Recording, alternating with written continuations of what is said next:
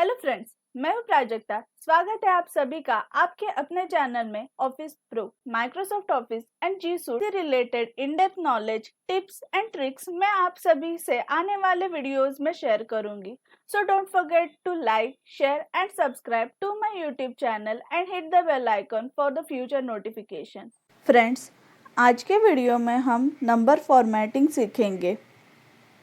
Excel में हम जब भी कोई नंबर एंटर करते हैं या फिर टेक्स्ट एंट्री एंटर करते हैं तो Excel by default general format में एंटर हो जाता है।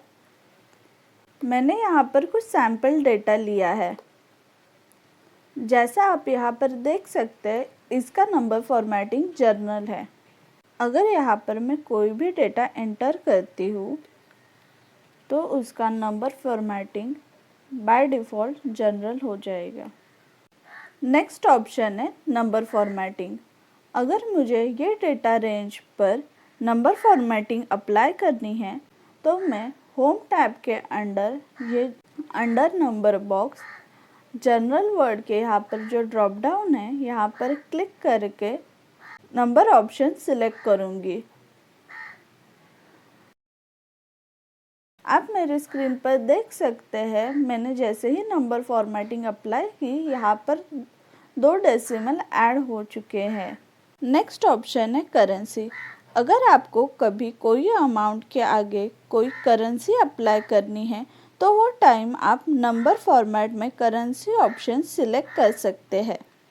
फॉर एग्ज़ाम्पल, मैंने ये डेटा रेंज सिलेक्ट की। मैं फिर से जनरल के यहाँ जो ड्रॉप डाउन है यहाँ पर क्लिक करके करेंसी ऑप्शन सिलेक्ट करती हूँ। एक्सेल बाय डिफ़ॉल्ट करेंसी में डॉलर का सिंबल अप्लाई करता है।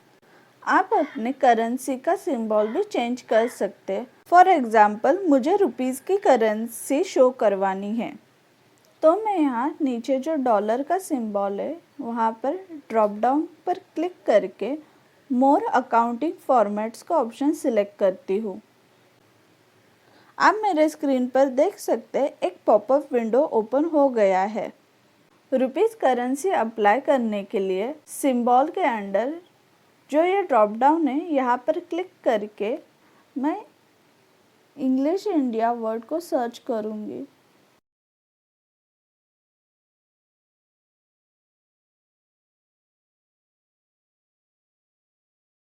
ये इंग्लिश इंडिया का ऑप्शन सिलेक्ट करके मैं ओके पर क्लिक करती हूँ। आप देख सकते हैं यहाँ पर रुपीज़ का करेंसी सिंबल अप्लाई हो चुका है। नेक्स्ट ऑप्शन है अकाउंटिंग। यह ऑप्शन करेंसी नंबर फॉर्मेटिंग की तरह ही काम करता है।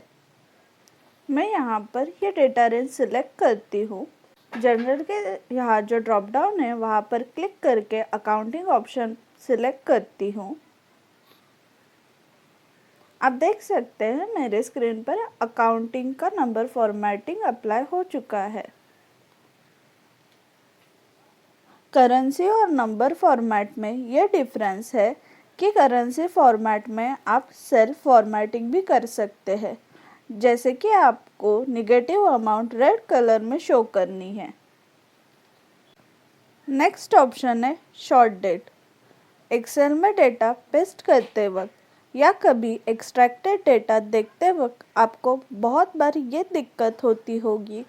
एक्सेल ने डेट को सीरियल नंबर यानी कोड में कन्वर्ट किया है, तो वो टाइम आप शॉर्ट डेट ऑप्शन के हेल्प से इजीली ऐसे डेटा को डेट में कन्वर्ट कर सकते हैं। मैं ये डेटा रेंज को सिलेक्ट करती हूँ। यहाँ ड्रॉप डाउन पे शॉर्ट डेट का ऑप्शन सिलेक्ट करती हूँ। आप मेरे स्क्रीन पर देख सकते हैं एक्सेल ने जो भी नंबर्स उनको डेट में कन्वर्ट कर दिया है। नेक्स्ट ऑप्शन है लॉन्ग डेट। मैं ये डेटा रेंज को सिलेक्ट करती हूँ। यहाँ पर ड्रॉप डाउन पर क्लिक करके मैं लॉन्ग डेट का ऑप्शन सिलेक्ट करती हूँ। जैसा कि आप मेरे स्क्रीन पर देख सकते हैं, एक्सेल ने डेटा को लॉन्ग डेट में कन्वर्ट किया है। यह ऑप्शन के हेल्प से आप डेट का डे एंड डेट दोनों एक साथ प्रीव्यू देख सकते हैं। यह नंबर फॉर्मेटिंग में आप मंथ वर्ड्स में देख सकते हैं। नेक्स्ट ऑप्शन है टाइम। मैं यहाँ पर ये डेटा रेंज को सिलेक्ट करती हूँ। यहाँ ड्रॉप डाउन पर क्लिक करके मैं टाइम ऑप्शन सिलेक्ट करूँगी। अगर मैं यहाँ पर कोई भी नंबर एंटर करती हूँ तो एक्सेल यहाँ पर time format by automatically apply कर देगा। इसमें आप आवर, मिनट एंड सेकेंड का प्रीव्यू देख सकते हैं। नेक्स्ट ऑप्शन है परसेंटेज। मैं फिर से डेटा रेंज सिलेक्ट करती हूँ एंड यहाँ ड्रॉप डाउन पर क्लिक करके परसेंटेज का ऑप्शन सिलेक्ट करती हूँ। एक्सेल ने मेरे डेटा को परसेंटेज में कन्वर्ट कर दिया है और यहाँ पर आप परसेंटेज का सिंबल भी ऐड हो गया है। नेक्स्ट ऑप्शन है फ्रैक्शन। मैं डेटा रेंज को सिलेक्ट करती हूँ।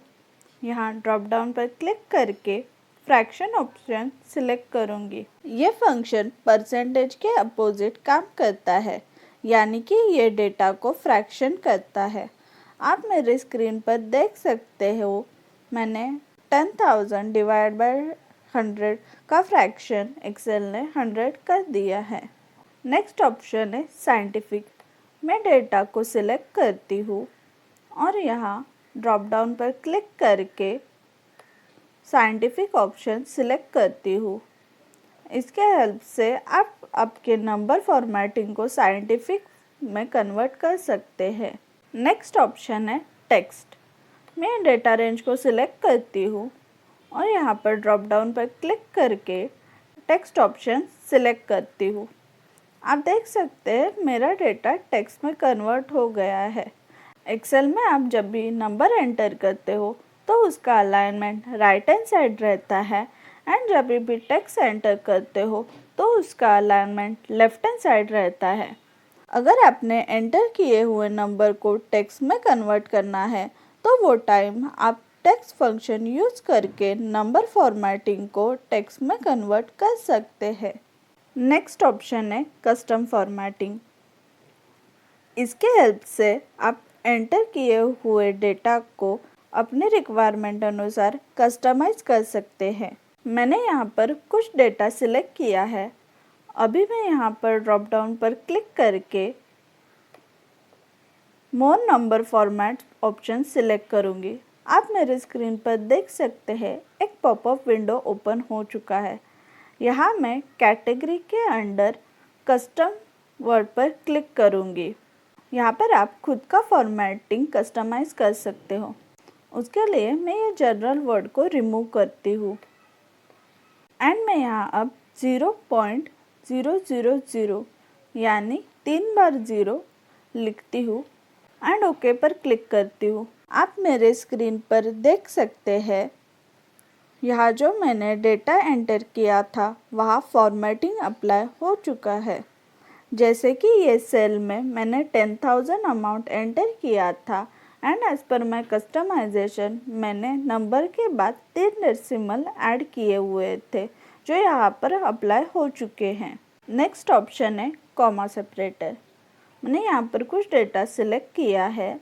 अभी मैं यहाँ पर कॉमा के सिंबल पर क्लिक करती हूँ तो आप यहाँ पर देख सकते हैं 10 के बाद एक कॉमा ऐड हो चुका है। नेक्स्ट ऑप्शन है इंक्रीज डेसिमल। मैंने यहाँ पर कुछ डेटा रेंज सिलेक्ट किया है। उसके बाद मैं यहाँ पर इंक्रीज डेसिमल के सिंबल पर क्लिक करती हूँ। यह ऑप्शन के हेल्प से आपके डेटा में एक्स्ट्रा डेसिमल ऐड हो जाएंगे। नेक्स्ट ऑप्शन है डिक्रीज डेसिमल। जैसा कि आप मेरे स्क्रीन पर देख सकते हैं इसके हेल्प से डेसिमल कम हो रहे हैं। फ्रेंड्स, ये थे सभी different ways to number formatting. हम अभी आने वाले वीडियोस में एक्सेल के बेसिक टू एडवांस फॉर्मूला सीखेंगे। Thanks for watching this video.